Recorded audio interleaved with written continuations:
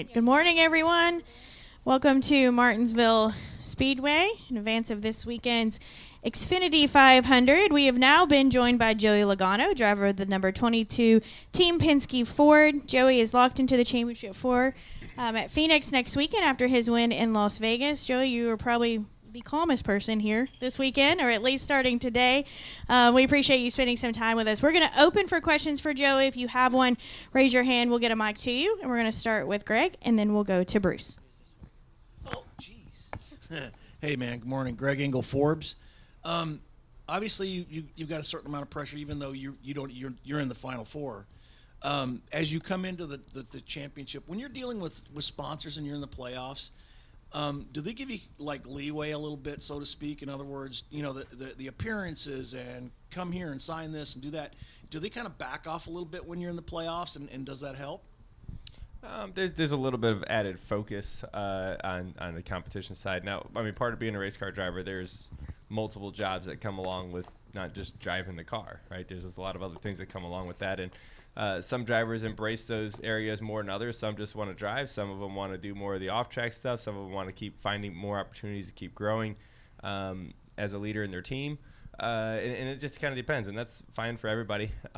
You know, I feel like I found a pretty good balance of trying to do all three of those things the best I can, because I've seen drivers make a great career out of winning races. I've seen drivers make a great career out of not winning races but doing all the other things really, really well. You know, so if you can do them all, boy, you're really going to have something. So that's kind of the way I've approached my career, especially over the last 10 years at Team Penske and with Shell and Ford and trying to work those directions. But to answer your question, I guess in the playoffs, yeah, I may shift my focus a little bit more towards the playoffs themselves. You know, I was scheduled to go to SEMA next week. You know, that going into the championship race probably just doesn't add up or make any sense to do, considering what's coming up. Now, that being said, if we didn't make Championship 4, I was 100% going to SEMA next week. So it just kind of depends on how the season's going. So SEMA's canceled then? For me, yes. I think there'll still be a lot of people out there, though. I don't know how much they'll miss me. It seems like there's a lot of cool things out there still. Thanks. So if somebody wins tomorrow, they get locked in, and that's 2, which means 2 guys got to get in on points. But if you win tomorrow, you could throw the whole thing into disarray, which means 3 guys got to get in on points. So when you're a guy that can only get in on points, how wild does that make this particular race at this track? Well, it's tricky, and this is what, you know, the playoffs are all about. It gets harder and harder every round to do it. You know, and now you're thinking about it. You had to finish, you know, 8th the round before. Now you got to finish 4th, you know, after 3 races, and it gets harder and harder to do that. So, yeah, I mean, it's tough. I'm glad we are locked in. It's been a nice couple weeks to be able to focus on Phoenix, you know, and not that we've been relaxed, but there's been added focus towards Phoenix already, where no one else has had the privilege to really do that. So, you know, we're using that to our advantage, as we should. We earned that right. So we've really focused down on those ones and making sure that we're ready when we get there, while everyone else has got the pressure on them this weekend. So, you know, for us, we can go out there and race, have some fun, try to, you know, improve on our race team and, you know, learn some things for the next time we come to Martinsville and hopefully get a trophy out of it. For those guys, how much stress is it put on the crew chiefs and the guys that have to do all the calculating? You know, it's a lot of stress. Oh, I guarantee. I'm telling you, the playoffs are the most stressful time of the year. But I always say you want that, right? I always say it's you as many times as you feel stress and you feel the pressure, you'd rather have the pressure than not have the pressure, right? If you don't have the pressure, you're out. You have no chance of winning. You want to keep that pressure on for 10 weeks. That's the goal when you start the playoffs is how do I keep the pressure on for 10 weeks? And, you know, thankfully we've been able to keep the pressure on for 10 weeks and hopefully have a championship at the end of it. But yeah, it becomes more and more stressful as the playoffs go, right? As you get through the first round, you know, it's usually fairly smooth, you know, as long as you don't have any mistakes. And then each round just gets more and more intense and harder and tougher for the crew chiefs, tougher for the drivers, tougher for the pit crews. Like, it's just, you're getting closer to the goal, and it gets harder and harder as you go along. All right, Mark, go ahead. Mark Carroll, PRN. Sort of along those lines, is this going to be a regular week? You have a regular routine. Is this a regular routine week, or is it different leading up to Phoenix? Leading into Phoenix, it's a little different because I got to go out early for media. So we'll be leaving town a little bit earlier to go up there or out there. But outside of that, yeah, I mean it's a fairly normal week. Monday I don't think will be much different than our typical Mondays. Tuesday we'll do our Wednesday meetings on Tuesday because I gotta leave Wednesday, so we'll be a little bit quicker on that stuff. And but I mean all our Phoenix stuff, we've really already gone through a lot of it. Like we've done way more for Phoenix than we have for most any other race already, and we're still another week out. So I feel pretty prepared for the weekend already.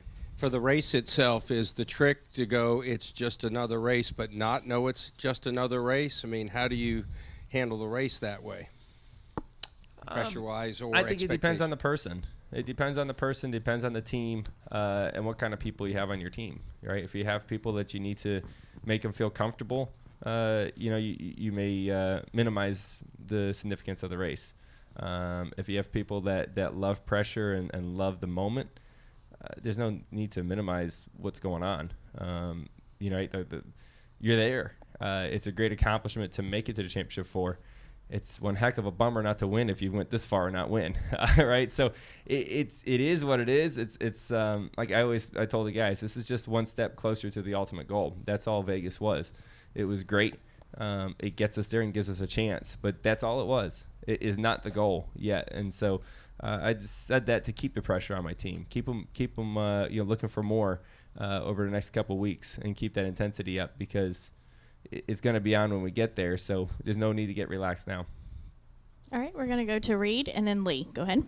Reed Spencer with the NASCAR Wire. When you won the championship in 2018, you also won the first race in the round of 8. I mean, and do you feel like you're sort of following that same path at this point?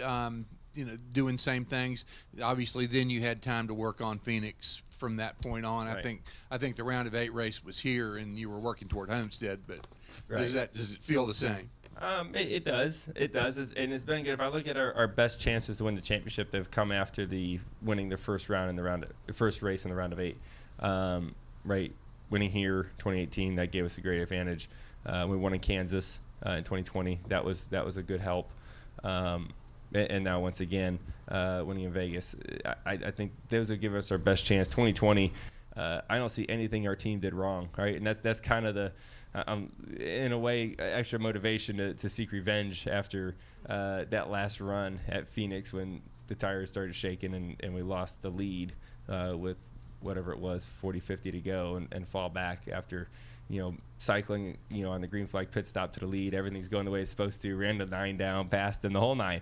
And then giving it away like that. That's art for quite a few years, or the last couple of years for me. And I can't say I'm over it. So this is the moment of revenge on that.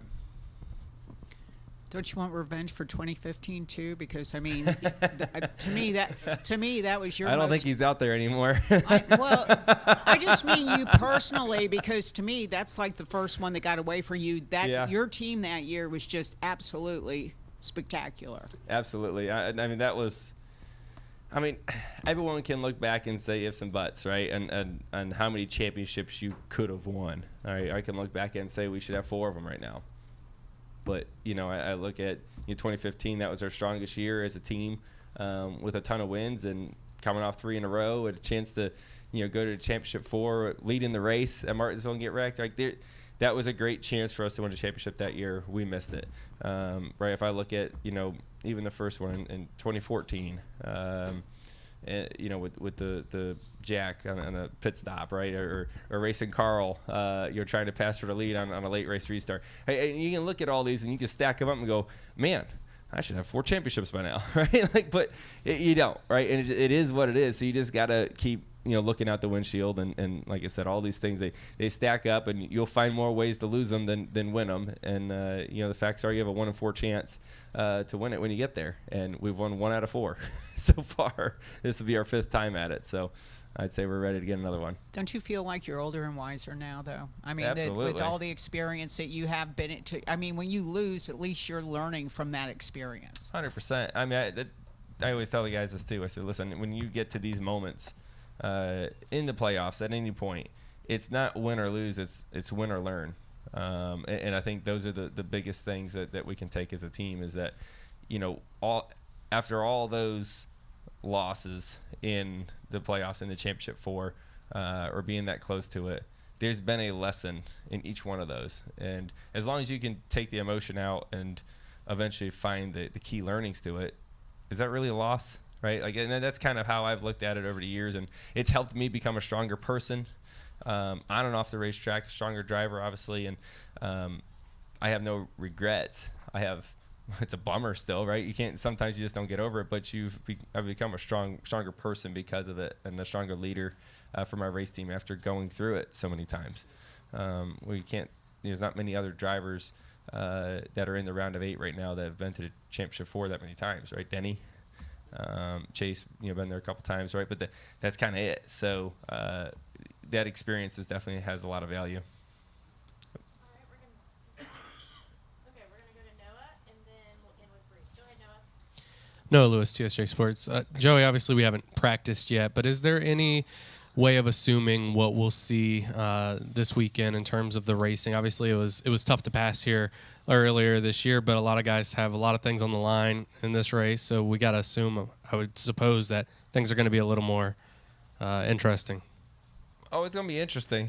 I promise you that. And after qualifying, you guys have plenty to talk about, depending on who qualifies where and what. And pit stall selection is pretty important here as well. And it's a tight battle for all these guys. It's a super tight battle for everybody. So, when it comes down to the end of the race, we've seen it so many times, whether it's for the win or it's for that 1 point that they need coming off turn 4.